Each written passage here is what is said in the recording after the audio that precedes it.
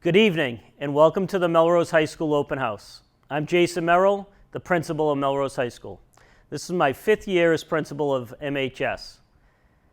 These are very challenging times to be both an educator and also a parent or guardian. My own 3 children walked down to the Roosevelt together for the first time on this past Monday. They are in 5th, 4th, and kindergarten. And as tough as it has been on occasion over the past few months for me as a parent, I can't compare it to how difficult it is to raise a teenager today. The more that we support one another, the easier it may be. This year has been very different, but I am so pleased with what we have accomplished already this year as a school. I am proud of our kids, their engagement in remote learning, their cooperation in returning to in-person.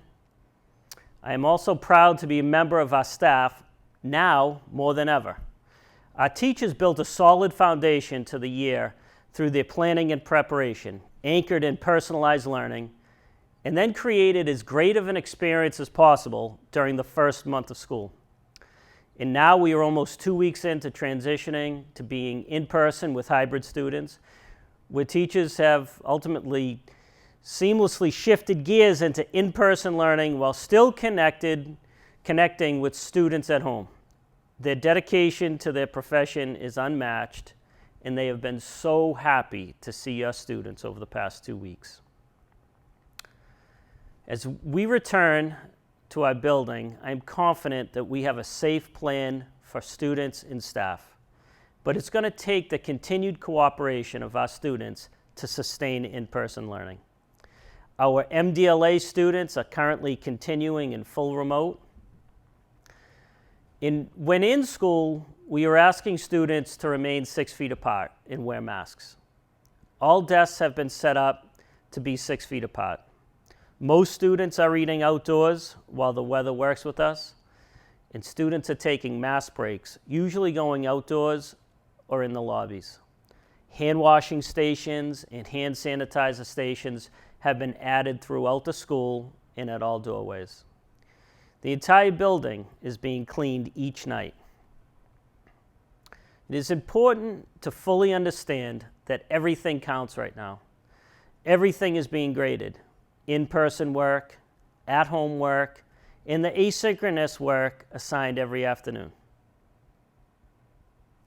At this time, I'd like to introduce our 2 assistant principals. Hi, good evening. I am Carrie Berman. I am the assistant principal for grades 9 and 11 this year.